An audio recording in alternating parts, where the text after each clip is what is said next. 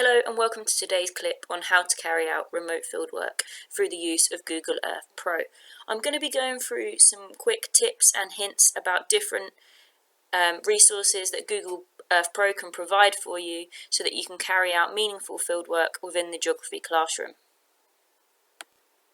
So the three different areas that we're going to focus on in today's clip through the use of Google Earth Pro is first of all how you can use place markers, how you can add these to your map in order to create sites and sample locations for your fieldwork project. The second focus that we're going to look at is how you can create paths. Paths can be used to sample areas, looking at things like relief, width and changes across a channel profile. And then finally, we're going to look at land use zoning, how your students can create a land use zoning and land use sampling survey using Google Earth Pro. So we're going to start off with the first one now. The first thing you'll need to do in order to be able to create your own fieldwork project on Google Earth Pro is to first of all download the Google Earth Pro software from the internet. This is completely free and can be loaded onto Chromebooks and also onto computer devices within your school. Once you've downloaded the software and have loaded it up, you should have a screen that looks something like this. The first thing you will need to do when you're creating your fieldwork or your file for your students is create a folder. This is the best way to be able to keep all of the information and the fieldwork organised. And when you send your folder to your students, they can easily open this up and have access to what you have and what you've created on their Google Earth Pro. So the way you do this, you go to the Places section on the left of your screen. You then need to right click the My Places and then select Add Folder. You then need to type in the name of your folder, so whatever fieldwork it is that your students are going to be carrying it out. You might want to name it, say, Rivers Fieldwork, Year 10 Rivers Fieldwork, just so that it's easy for your students to find and easy for you to locate when you are using this software. Okay, I've already created a folder here, so I've created it under the Rivers Fieldwork section.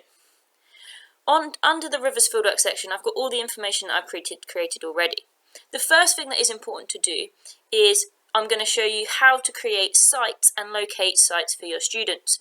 This is really useful, as if you give your students a select location, it will make data collection much more quicker and much more easier to do. So I've created a site on the lower course, the upper course and the middle course of our River 7. So I'm going to turn these on for you now so you can see the location of all of the sites that I have added. The way that you add a site is you zoom into the location that you would like to select. You can also search in the search bar for the location that you are looking for if you know where the source is or if you know where your first sample site is going to be.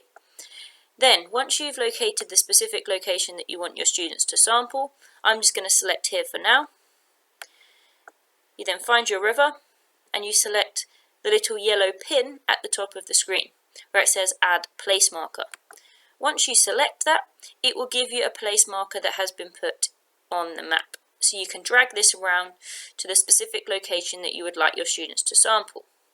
Once you're happy with its location, you then need to name the location that you're looking for. So this might be sample site 1, this might be upper course, lower course, or if you're doing human fieldwork, it might be sample site 1 of your urban area.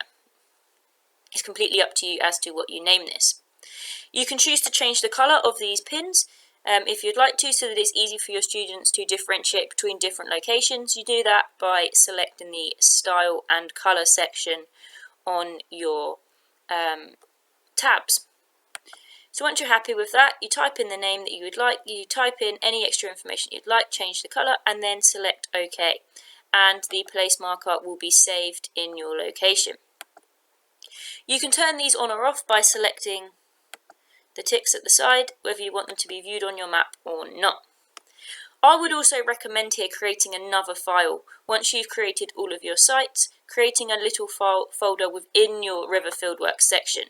The same way as you did before, but this time right-clicking on River Fieldwork and selecting Add Folder here, so that you can have each of your different sections nice and easy to locate together. So that's the first thing that we have looked at, how to create a site or locate a place on your Google Earth Pro. So you should all be able to create a place marker now using Google Earth Pro. We're now going to move on to the second one, which is looking at the creation of paths and how these can be used within your fieldwork projects. Okay, so now we're going to look at the use of paths to create cross profiles and river gradients within your channel. So this is the first piece of data collection that your students will be able to carry out on your river profile.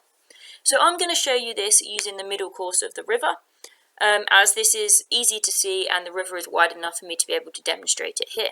But these skills are transferable across all of the sections of your river channel. You can use this and you can apply this use of paths to different types of fieldwork as well, such as coastal environments, or you can even use it for transects within human geography fieldwork. So the way that you get to your site that you would like to use is you double click the area that you're going to look at within your site section. So I said I'm going to do this on the middle course, so you double click this and it will take you to the middle course of your river. Once you've zoomed in so that you can see the whole site across your middle course of your river, you will be able to see your river channel up close. So part of the exam specification is that students need to be able to create multiple samples so they can work out averages and use data manipulation. So what we're going to do that when we are carrying out our data collection. So the way that you create a path on Google Earth is you go to the top of the panel, which says, the third one along, which says add path.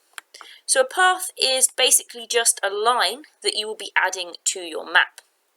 So the first way we're going to look at this is a cross-section of our river channel.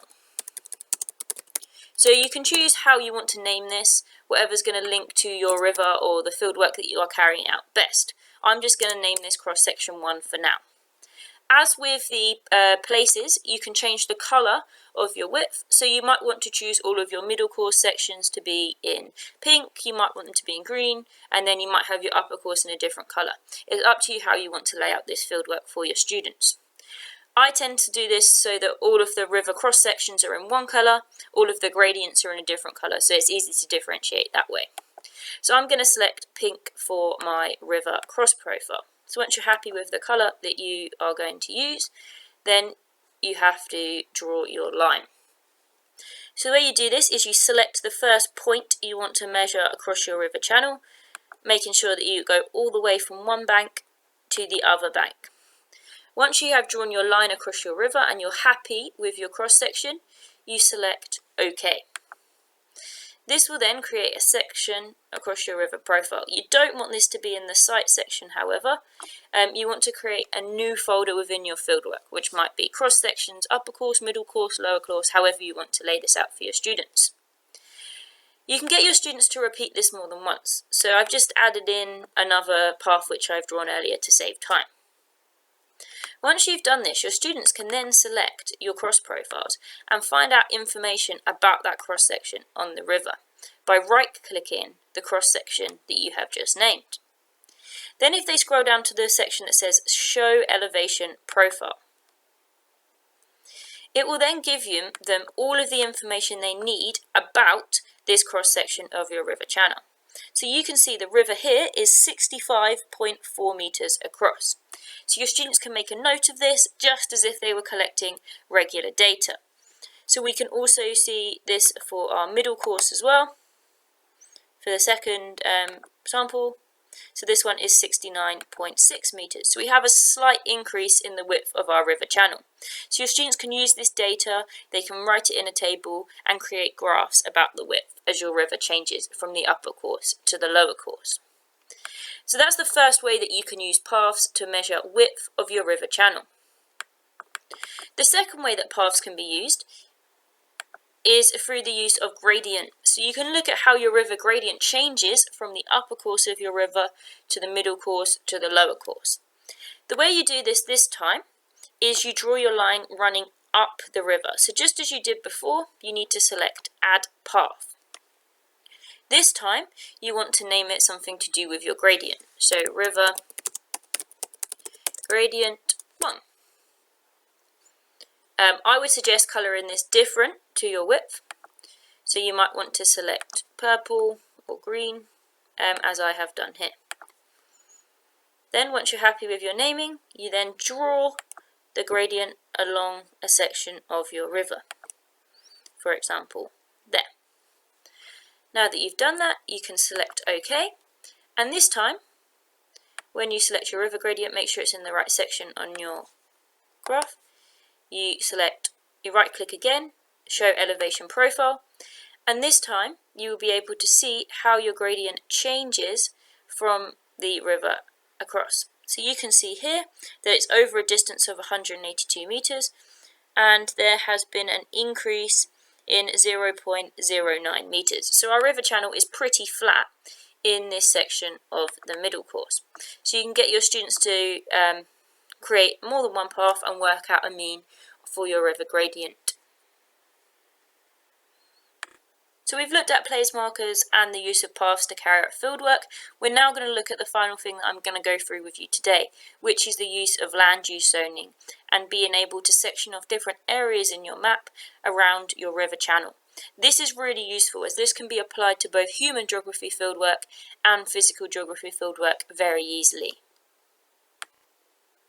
Okay, so the use of zoning to have a look at different land uses around your river channel. So just as before, I'm going to show you this on our middle course section of our river. So make sure you're in the right location again by selecting the middle course on your site chosen. Because we're doing land use zoning, you're going to need to move out or zoom out a little bit from your map so you can see the wider environment around this. This is really useful as it allows you to address the aspect of flooding and the influence of the wider environment around your river channel. So the way that you do this is, rather than adding a path on the top of the panel, you need to select the second icon along, which says Add Polygon. And what you're going to do, you're going to look at a kind of general land use area that you can see around your river channel. So for example, we can see a large piece of area here, which is an urban environment. You've got agricultural land, you've got different land uses around your river channel. So I'm going to choose to select, first of all, the urban land use. So you add your polygon as above. This time, you're going to write land use as your kind of polygon name. Because we're going to be looking at an urban area, make sure you select urban when you are doing this.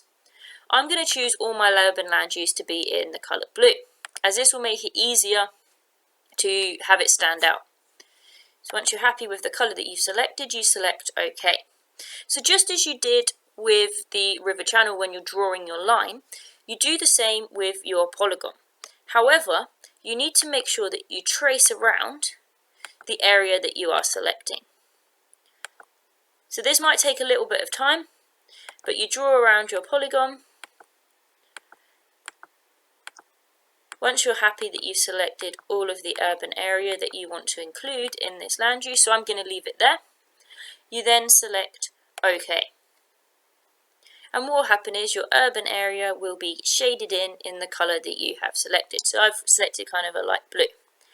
Once you have added lots of different land use to your map, which I'm going to show you now because these are previous land uses I've added on, it will create a zoned area around your river channel. Your students can screenshot these areas and they can see what the land use is like around their river channel. So for example, if it's mainly urban, they could say that this might lead to a higher flood risk, or if it's mainly agricultural land or kind of natural moorland, it's going to change your flood risk within your areas. So students can use this as a piece of data collection that they have created. This can be also applied to human geography fieldwork data collection in urban areas when you're looking at land use surveys within your area. So this can be applied to lots of different aspects of your students' fieldwork.